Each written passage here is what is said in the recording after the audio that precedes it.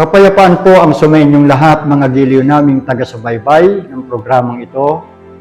At patuloy po tayong nagpapasalamat sa Panginoon na laging nagpapahintulot na tayo ay magkasama-sama sa mahalagang pagkakataong gaya nito sa pamamagitan ng pag-aaral ng kanyang mga salita mula sa mga banal na kasulatan na ipinaglilingkod sa atin ng programang ito, ang Kabanal-Banalan.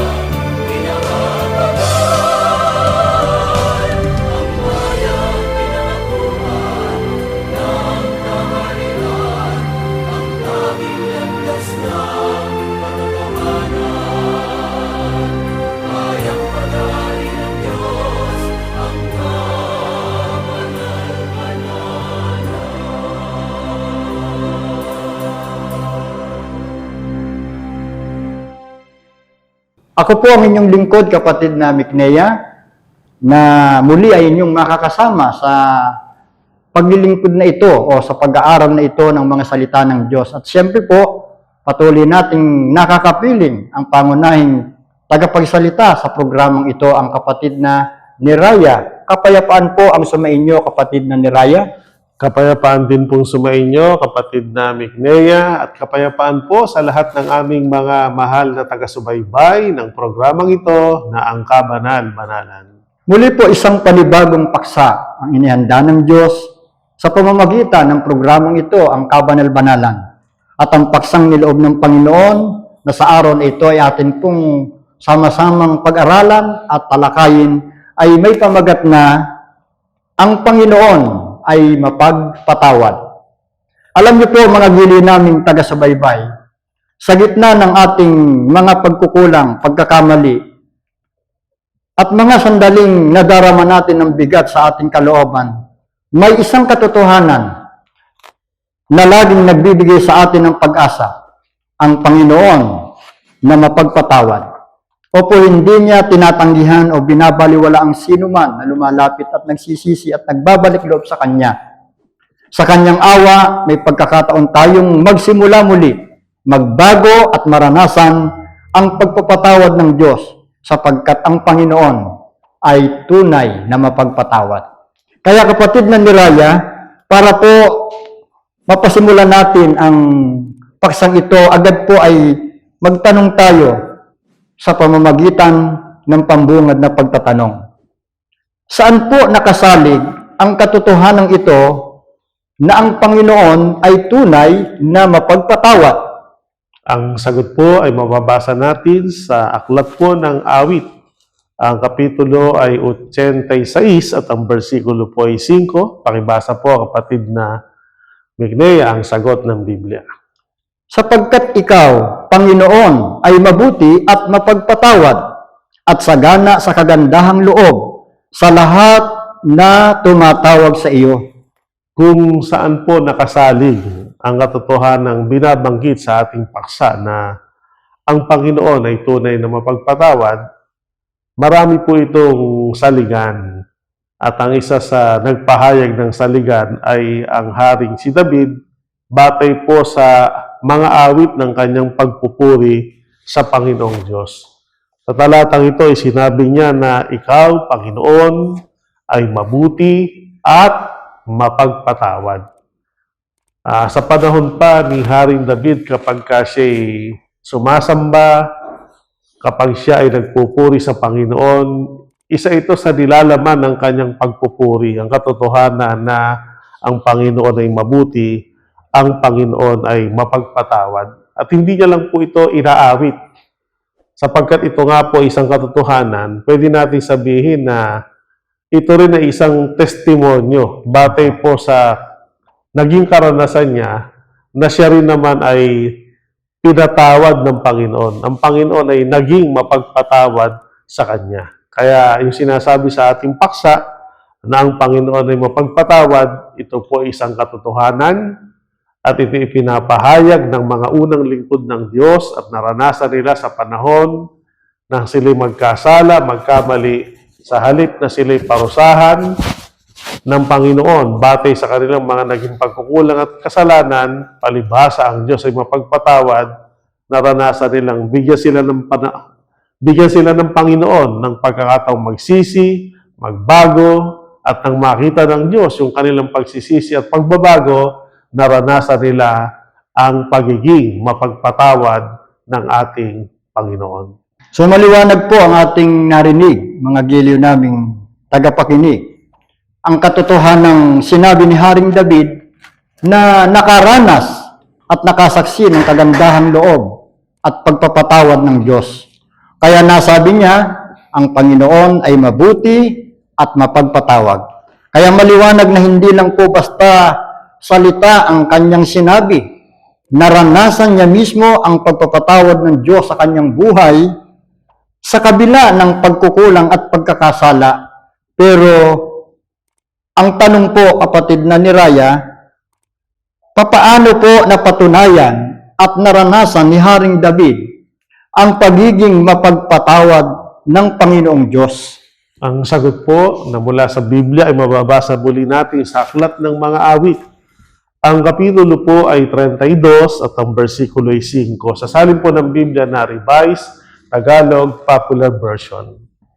Kaya't ang kasalanan ko'y aking inamin, mga pagkakamali ko'y hindi inilihim, ako'y nagpasyang sa'y ipagtapat, at mga sala ko'y pinatawad mong lahat. Maliwanag po ito, mga mahal naming taga-subaybay.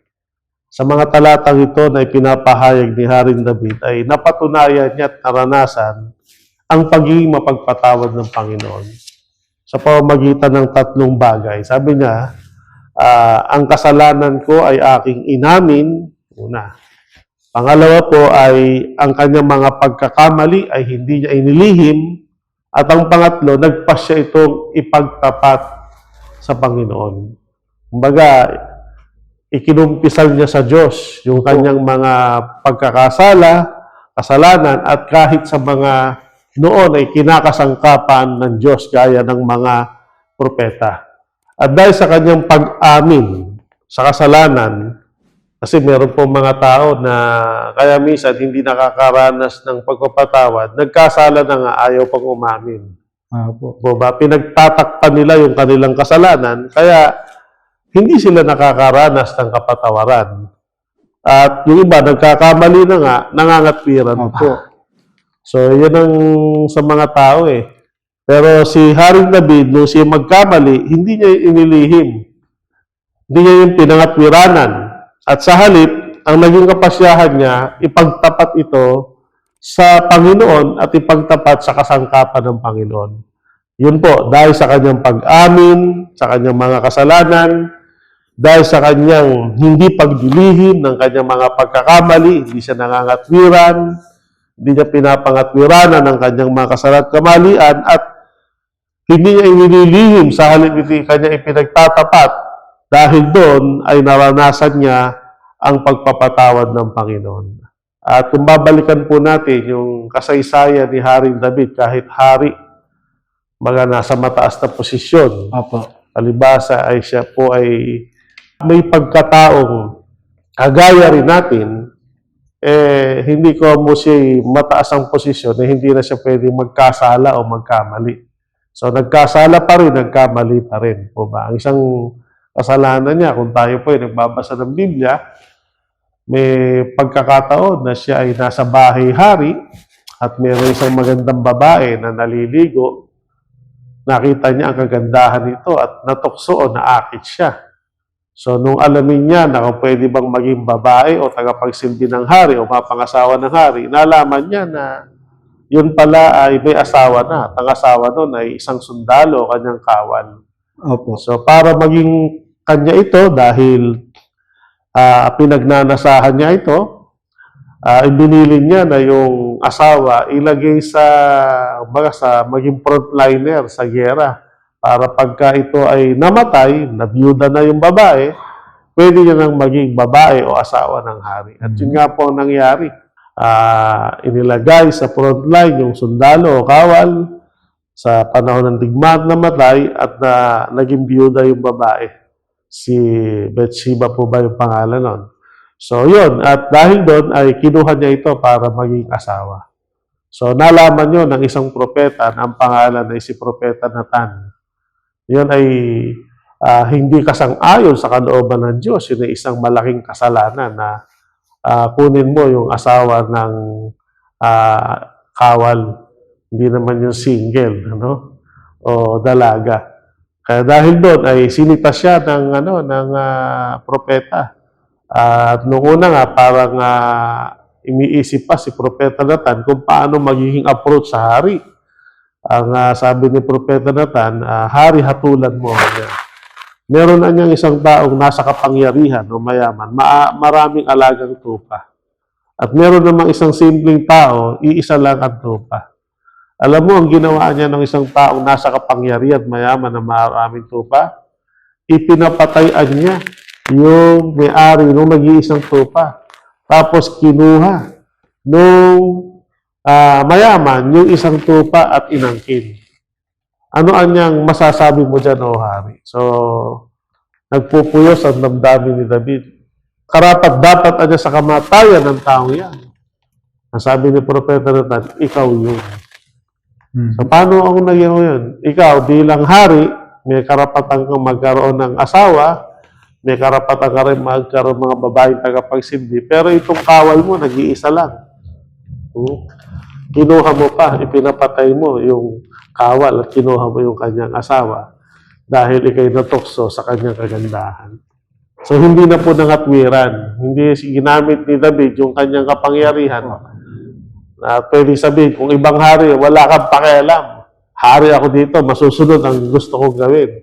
At pwede niya ipapatay yung propeta. Pero sa halip na maging ganun ang kanyang reaksyon, nang maunawaan niya yung kanyang kasalanan, inamin niya yon.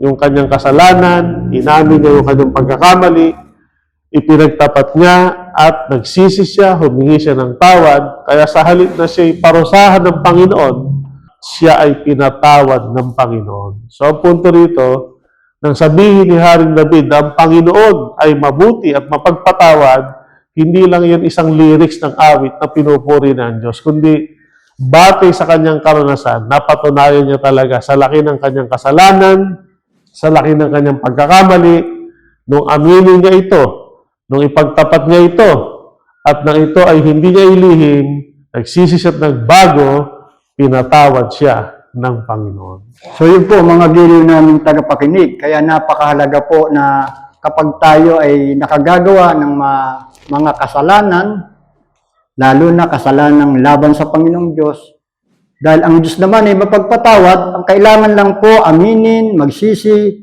at mangako ng pagbabago. At yan po ang ginawa ng Haring David. Nagsisi siya, kaya naranasan ni David ang pagpapatawad ng Diyos.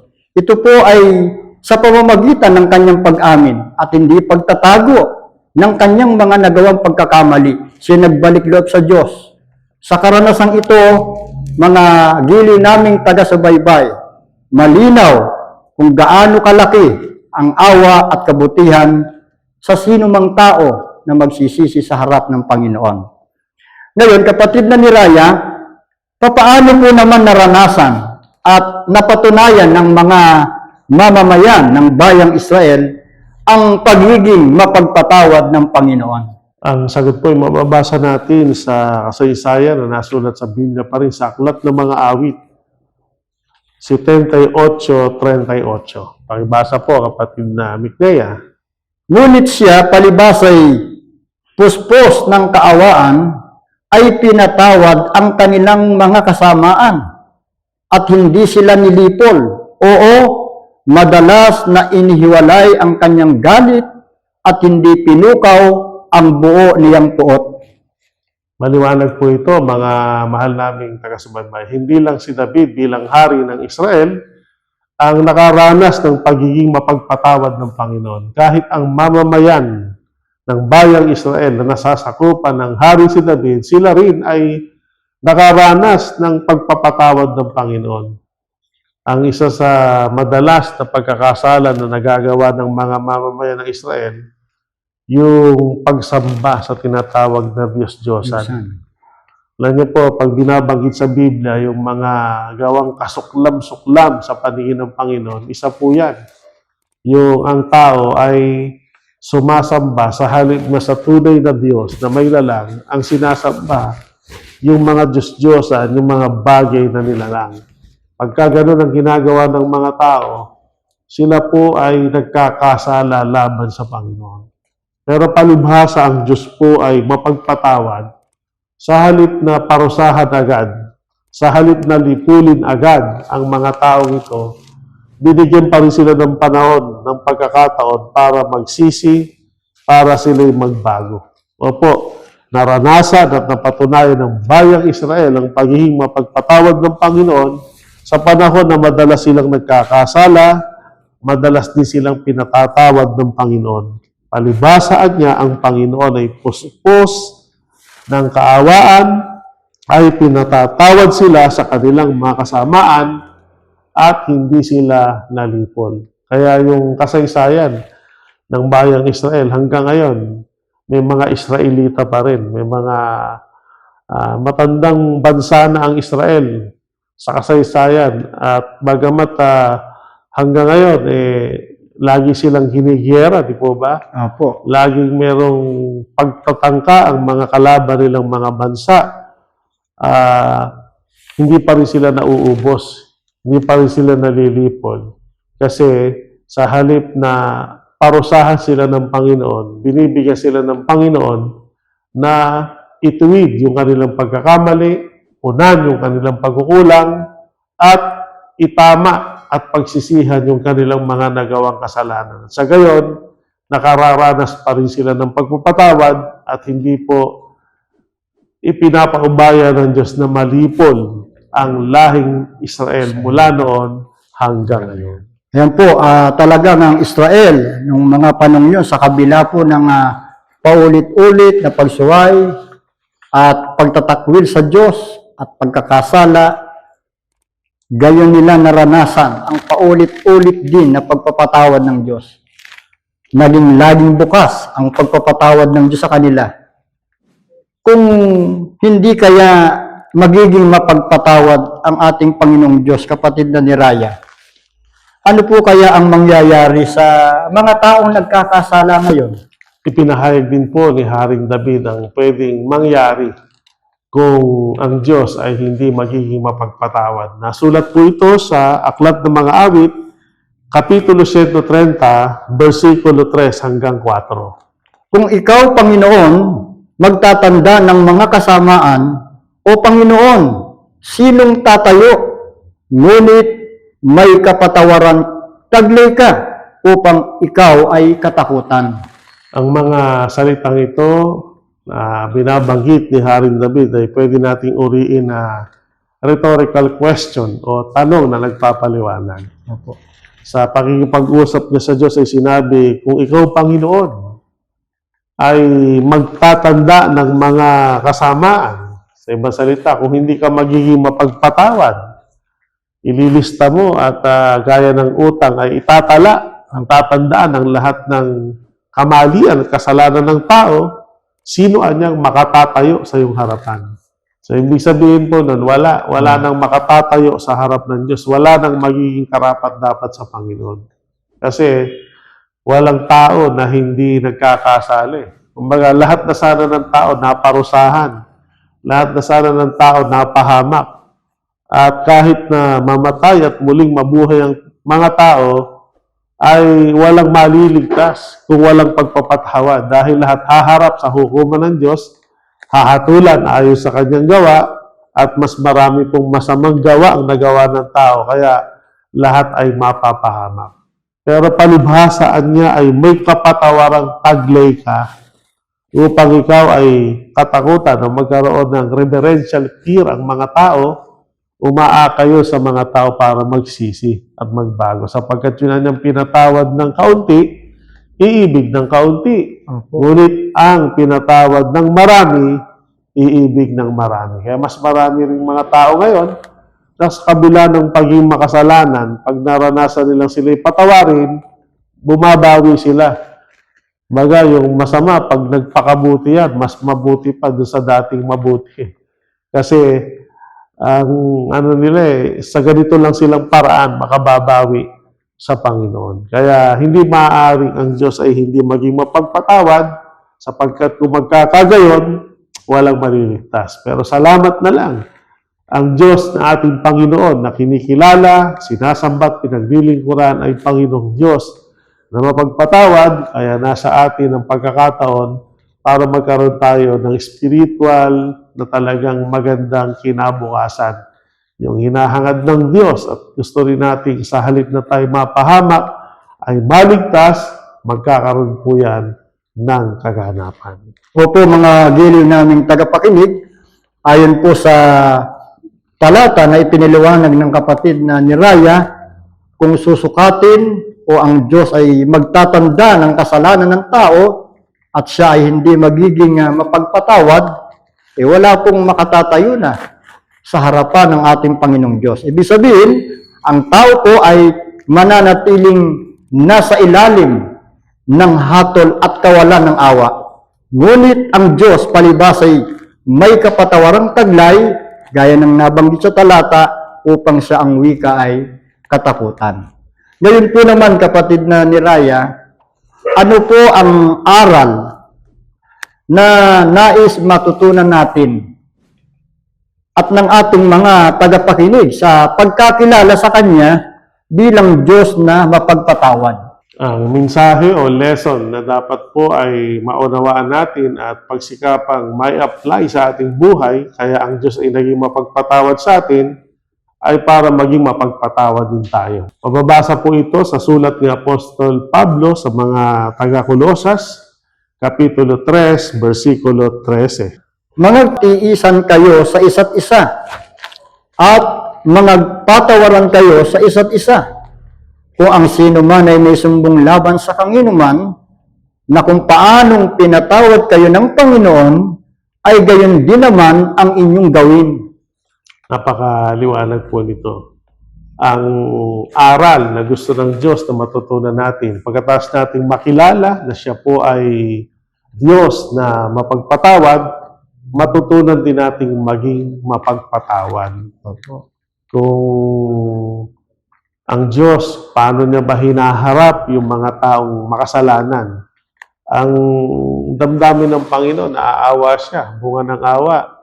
Sa halip na magalit at magparusa agad sa mga nagkakasala, pinapatawad niya, binibigyan niya ng pagkakataong magsisi, magbago, at pinatatawad niya. Kaya tayo, ganun din sana natin tratuhin yung ating mga kapatid, yung ating mga kamag-anak, kaibigan, kakilala, ang ating kapwa-tao na nagkakasala sa atin, nagkukulang sa atin.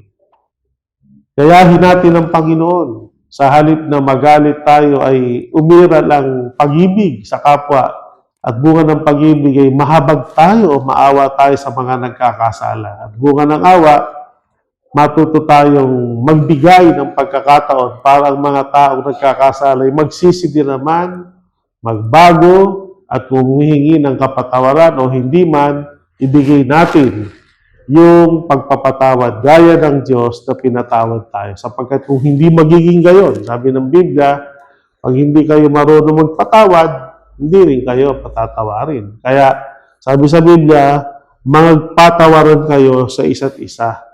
Kung sino man ay may sumbong labang kanginuman tungkol sa mga masamang bagay na nagawa sa kanya, kung paano pinatawad niya kayo ng Panginoon, gayon din ang inyong gawin. Kaya inuulit ko po, ang mensahe o aral ng Diyos, kaya napakilala siya sa atin bilang Diyos na mapagpatawad para tayo matuto ring magpatawad sa lahat o sa ating kapwa-tao. At kung magawa natin yun ay pagtulad sa kalikasan at sa pag-uugali ng ating Amang Diyos. At nagtatanghal yon ng ating pagiging tunay na mga anak ng Diyos.